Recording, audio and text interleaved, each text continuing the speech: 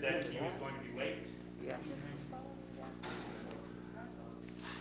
Somebody was coming in the front door downstairs, but I don't know if I can hear it. The mayor mentioned last night. Is Jimmy coming? Yeah, but like he was going to last night. Maybe. I think that Casey did. I don't know. I talked to him today.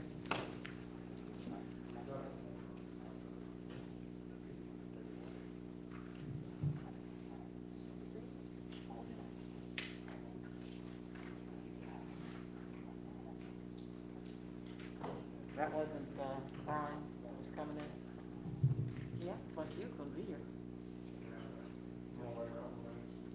I'll send you that back. Yeah, no, I mean.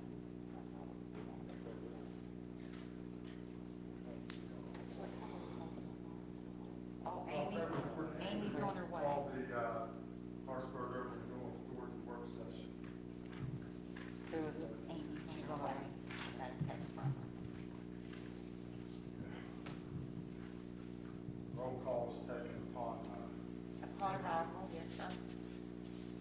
first meeting on agenda number 2 is discussion regarding the sidewalk program. This is the information draft. So before you is just a staff draft proposal. This is the bones, I can say, for your sidewalk program. In particular, you will note that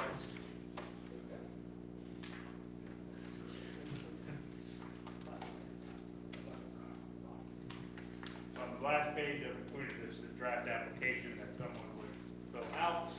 The nuts and bolts of this. In terms of the purpose of this program, this would be in situations where there is a vacant lot. We've identified city-owned lots that are vacant, but there are plenty of privately held lots that's gone for a demolition program that now the city finds itself having to take care of. This would provide for a method to transfer those properties from those private individuals, or if they're city-owned properties, to the Urban Renewal Authority for dispersal amongst either a neighbor or neighbors surrounding the property. In particular, the program, as I conceived it, would only apply to vacant lots. That way we avoid a situation where there are multiple principal structures on one parcel. Additionally, if it is a structure that should be either demolished or rehabbed, the sidewalk, that's not the purpose. That should go through the traditional redevelopment process. So an investor purchases the property. Other jurisdictions do similar types of programs, especially, I work with Parkersburg Urban Renewal Authority. They have very similar programs. The application process, however, was extremely daunting. We really did not, when I was there, we did not actively try to get rid of properties. This would be specifically to get them out onto tax rolls as soon as possible. From a practical sense, if somebody is willing to maintain the property, it just makes sense for us to allow them to own the property as well. That way we avoid situations where these properties could get bought by individuals through their own predilection. We'll either let them go further to decline or just become repeat customers on our list.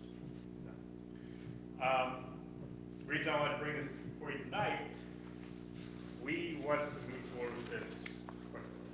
We want to get it up and running. What I propose with the consensus of the agency would be to establish a policy based on this, and similar to the other policies the Urban Renewal Authority has established over time. And it would just require a resolution by this agency, so we'd have at a normal meeting and have a vote. In the past, we put them up for auction, and then the neighbors. Is this going to be a giveaway? Well, that's the question mark. I had a similar conversation conversation with the private developer today, how much would we sell city property for? And that's why they put it on the bid auction, you don't have a problem with that. Why this guy ends up with that all like that. I think We don't own this property, it's still in the hands of the property owner, it's not paying. that's correct. So the reason we would be using the urban renewal authority would be to target the sale. We're not going to get much of these properties. I know, I think a few months ago, there was an auction with some properties that Clarksburg Mission owns, building lots, they had been donated at previous demos. The one there's a 1 acre lot, they only sold it for $1,000. So we're not getting money off of these. I know council has mentioned thousands of dollars. To a certain extent, what I see is a need just to get on the tax roll, because if it's actually being taxed and the county's collecting those taxes, we will get that They're money, already on the tax roll, and individual owners. but nobody's necessarily paying those That's taxes. the problem in this development, is they're collecting. And why aren't we collecting the money when we're charging the money grass? I just looked on our demo list, 23 out of the 53 people do not live in the city of Buster. That tells me they have another resident. Tells me they probably got a job. Why aren't we garnishing their wages? So that would require judgment. And we discussed that with the city attorney previously, last night. I know, city finance director Kim has been discussing this as well. We recently changed our providers that went for collections. So we have a new collections provider who's doing their job now. So Kim's getting calls now from people that actually, they're aware that now they have bills to pay. That's the first step, is it making someone aware that they have to pay the bill. Now, they should, they ought to know, but they don't. Ultimately, though, we do have to get to that situation where we are getting aggressive with people. This program, though, it's not just for those situations. It is a means then for other properties that could be obtained by the URA, because you are, as an agency, you have the right to purchase properties, obtain properties, hold properties, however you see fit. That would just provide you with policy then of how you're going to disperse of some of those properties. I don't disagree with you, yes, we do need to be making sure people are paying, because it is disgusting that there are many individuals. I sent the one map I showed you showing people have multiple properties that have liens. We are gonna start going after this. And I mean, everybody, anytime we demo, we should have a lien on it, just so they can go sell the bottle themselves and say, I'm gonna pay. So you get the lien, but once they, fail to honor the obligation of payment plan, it's up to us to go to the judge, and then we attach their wages. And don't even, not the lien on just this piece of property, on the home they live in. And then when you go get a bank loan, you won't get your money, because the bank's not gonna loan you when they sell a house. I mean, we've got hundreds of thousands of dollars now. And maybe these cases are actually good money. Most of these people, I'm assuming, have jobs, they have two houses. And most of these are probably rentals, 23 are rentals. And what we need to do, the biggest thing is with code enforcement, don't let the houses you get to a dilapidated state.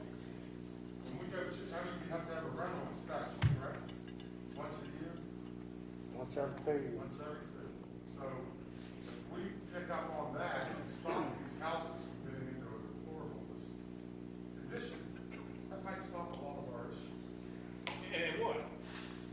But we have the problem today, though, where we have vacant lots that we have to do something with them, or else we're wasting money mowing grass and sending a bill off to someone who, And I agree with you wholeheartedly.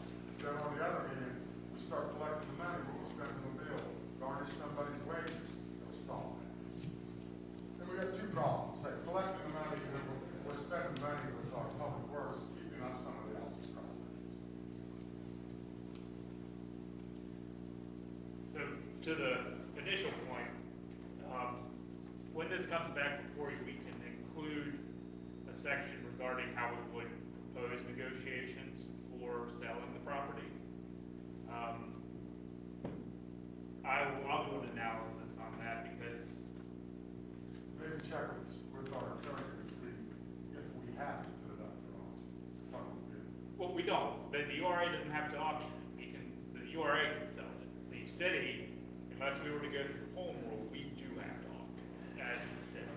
So that's why the URA creates that provision, allows you to get rid of it. Because, I mean, this isn't a new problem, it's 60 years in making now. But I'll be in coordination then with Charleston, Huntington, and the other some land banks, Genesee County, and Michigan. I'll see how they do disposal of the property to get a good idea of what the current industry standard is and what we should realistically expect. Are there any other questions? Discussion? I had one other thing too. It said, that the people were letting their properties be sold at tax sale, and all liens for the demolitions being agreed by plain deed. Observation data indicates that some properties are cited through tax sales intentionally. Yes. That's something that maybe we should work with our legislators to try to change that law. That is a known problem in Charleston. I would recommend it. I don't know the procedure. If nobody picks up the property in taxes because they know it's condemned property, does the state pick it up? Usually it would go into the nomenclature's purgatory. Nobody picks it up, it becomes just a drain. So the property owner, the person that's titled to would still own the property? But there would still be this unaccessible lien attached to it that nobody's ever done. And that, well, maybe the problem is nobody's ever acted on the lien, trying to collect the money. Well, so a way around that is as the authority, the city would then be able to, in those situations, we could work with the tax assessor to establish those properties that are in purgatory and using a domain, try to attempt to get them that way and transfer them. Because if they are, if it's been years and nothing's happening, nothing's magically going to change without it. Then if we would sell a property, we just go into the URA funds. Yeah.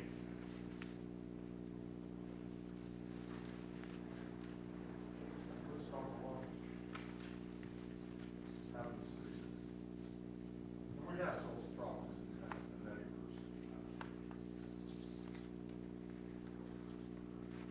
Okay, any other discussion on sidewalk program? Agenda number 3, discussion regarding commercial drawings. So, I have a few copies of these. I sent you the revised list via email earlier, and also have these maps that are available as well. Roughly 1,002 properties that we were able to ascertain from fire fee data. You see a bunch of red dots. If you look at this map, those are all the C01, which corresponds to non-residential classes. Class totals identify types of structures and general locations. With that, some of the addressing is a little wonky, so I'm still going through cleaning up a lot of this data, but we do have a better graph of where we are with regards to known commercial structures, known use of the multi-tenant residential structures.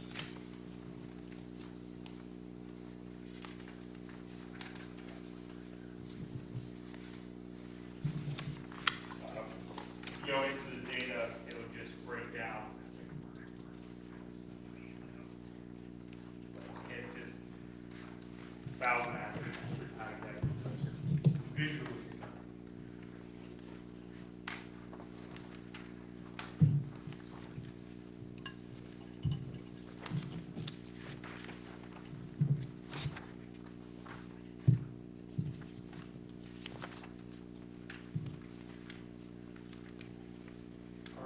Rental properties in residential commercial. Multi-family residentials are going to come up, they're a different class, but Kim may be able to discuss maybe it would assess that more. I'm not really well versed with regard to fire chief specific, how coding works with that. Multifamily, Yeah. I don't know what the code is, but I believe, More than 2 units would be commercial. One and two family, that means either a single or a duplex, it's still residential. Or a townhouse row house, is still residential. Anything more than 2 units within one enclosed. I was just wondering how you identify the rentals for somebody's renting property. Well, they can be residential or commercial and be rented. But as far as the building code goes, 1 and 2 family falls under residential, and 3 units or more will be considered commercial. No, I was talking about when you go identify, is this house being rented or is it run by, for your code enforcement? Is there a difference with rentals and There's a registration program that they gotta go through, and they gotta get a CO from us to occupy that building, and they take that CO paperwork downstairs to finance, and then they get their business license process later. And that becomes especially important when dealing with multifamily apartment buildings, there's, end up having different fire code regulations. Yeah, the codes change when you get more than 2 units. I didn't know how you identify this house here is being rented. I need to go check it every 2 years. We look at the county taxes, the class 2 for residential homeowners, 4 possible. class 4 is for rentals. And you also receive complaints as well. I mean, if someone's actually renting out their apartment or their house and it was Randy lived in there before, neighbors know. Yeah, we get more complaints from neighbors than anybody, probably. Neighbors love each other. There's one bunch hard to catch though, it's the ones that own property outside this county and leave a house here that's still under class 2, so they don't pay that high rate of tax. Yeah. And we've got to catch them, correct. And we do catch them. I was just wondering, so we could identify the checkers so we could solve problems going into the state where they become on population risk. People often come. The majority of those you're gonna find out are estates and stuff that we're fighting about, is leaving us out. And one thing also to keep in mind in those situations, when a structure goes from being owner occupied to a rental, the internal dynamics of that economics changes whenever you're trying to build that structure now. You're not looking at what's my comps are not going to be your residential, you're going to be your other multifamily. So it does make it more challenging once the structure has become a rental to get it back to an owner occupied, at least anecdotally from what we've seen in other areas.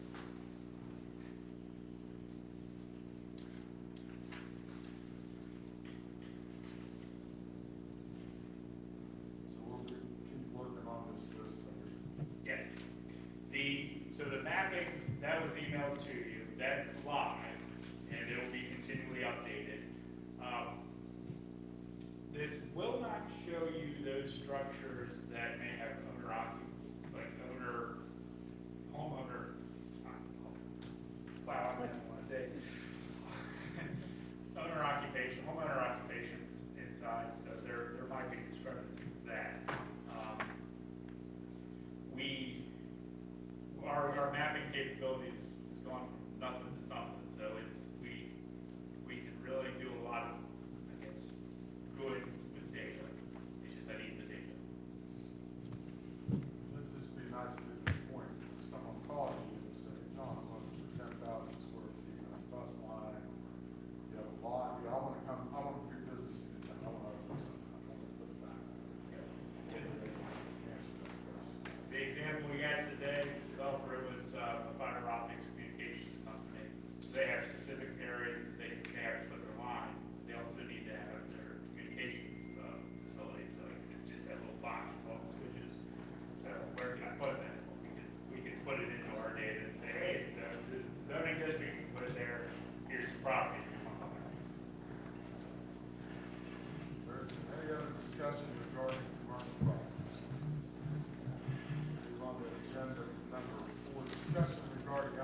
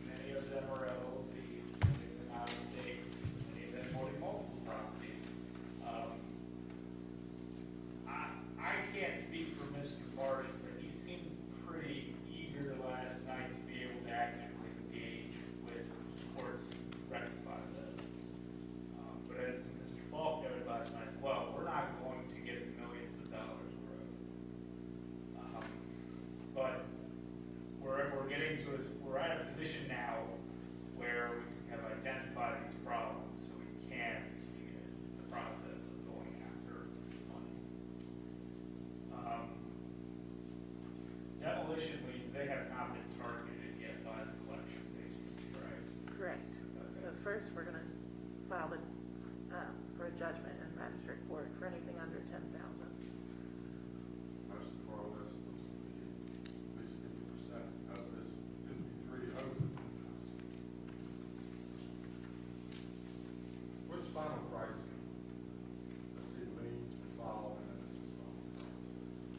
They could have paid something already, paid something up front, or if the city does the demo, they will only charge $4,000 rather than the entire, like for other, like, they won't add on the wages of the public works gentleman.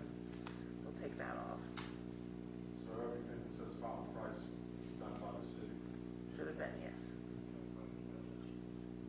There's some of them that are on there multiple times. I think after they owe us money once, we should probably never have other problems. That's an issue that should be addressed. Right, but like they said, some properties are in estates and you can't even contact heirs, you can't find anyone.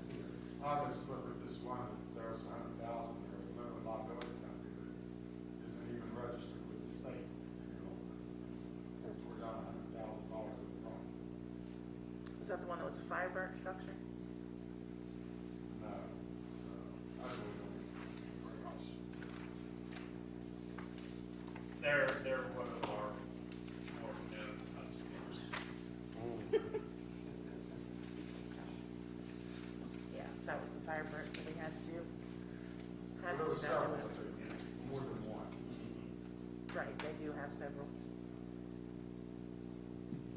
And I wonder what other problems there. In Charles, they have anything nice that we can lean on, your judgment? They own a lot. You'll see that, so you'll see some of these LLCs routinely come up in different counties for taxes. And that's what we're talking about. It just churns through. They'll flip them to each other and they'll wait for them to go to someone they know, transfer them right back, or they'll just let them go because they're worthless at that point. They tap that $10,000 vacant lot out in the middle of Canal County. It is a huge problem statewide. I don't know, I can't speak for why, I mean, the state's aware of it, the state tax office is aware of it, I'm not sure what the impetus is, but this is what we have to deal with. We have to deal with people that are intentionally utilizing our tax system for their own personal gains. I think we should put a lien on every property demolished that we're involved in. We immediately put a lien on as soon as it's demolished. we put a I've lien. seen some of these don't have, it doesn't say lien on them. I don't know what they would be. One's on the bottom, one's. One of the things we've also noticed in areas making us better, cleaning up our data keeping our filing systems so that we are more standardized.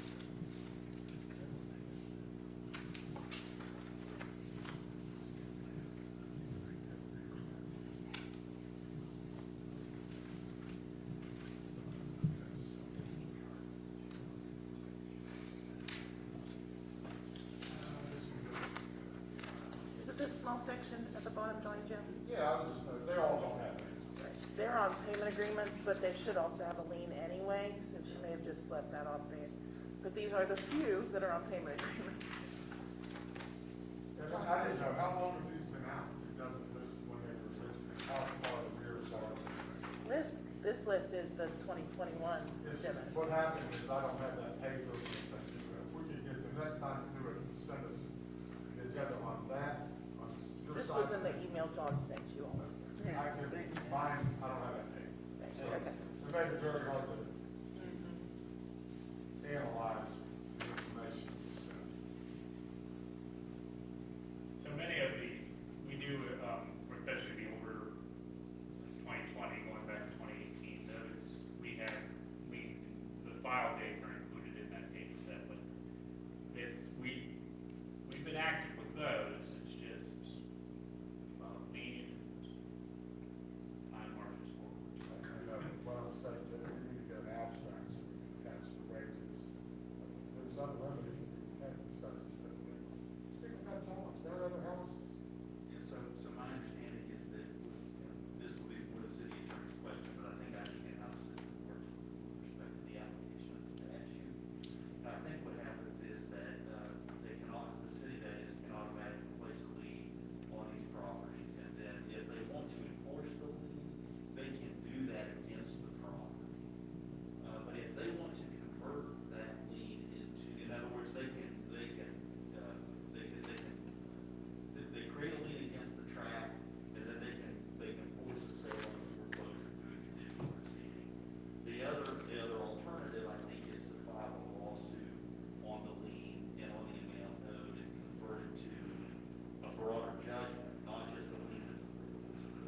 property.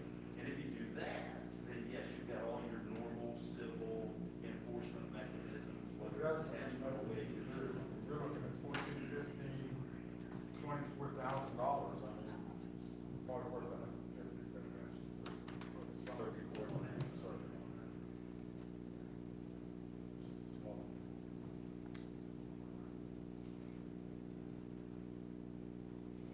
And here's a couple, like, there's two together, I mean, that's something, we've done it in the past, Broadway and North View, we took 2 lots for the house. We went to, housing, cluster housing. Look on this, I just happened to see 2 at 920 North Second Street. Maybe that's something. Hey, let's look at that lot, and maybe not put a house.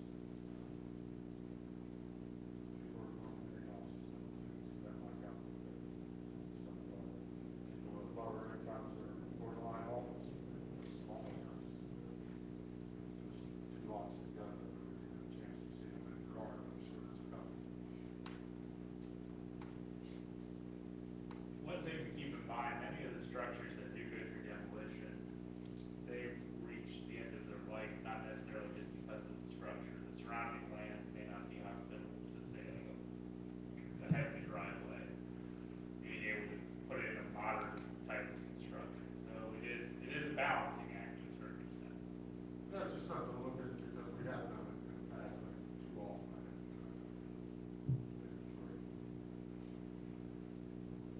Parsons, 1410 North Fourth Street, those 2 ones. And a couple on, Wilson Street. So it's just something to look at.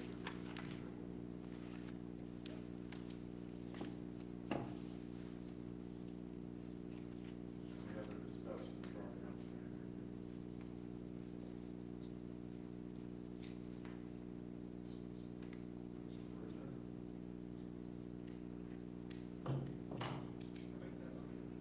Second. All in favor? Yeah. Second. All in favor?